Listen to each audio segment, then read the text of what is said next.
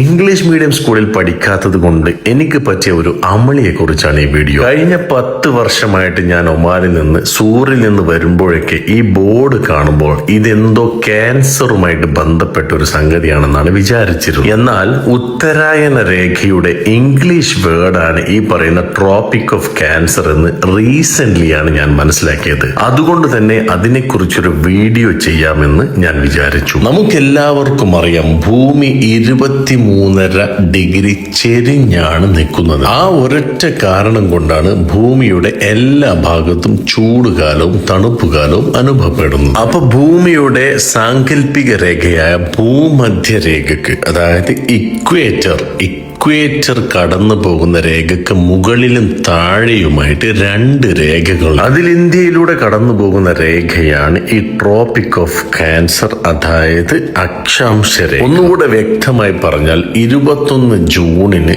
സൂര്യൻ എക്സാക്ട്ലി ഈ രേഖക്ക് മുകളിലായി. അതായത് 21 ജൂണിൽ നമ്മൾ അവിടെ നിൽക്കുകയാണെങ്കിൽ നമുക്ക് നിഴല് കാണാൻ സാധിക്കുന്നത്. ഇന്ത്യയിലെ 8 സംസ്ഥാനങ്ങളിലൂടെ കടന്നു പോകുന്ന ഈ രേഖ നമ്മുടെ ഒമാനിലെ അമിറാത്തിനടുത്തുള്ള സ്ഥലത്താണ് സ്ഥിതി ചെയ്യുന്നത്.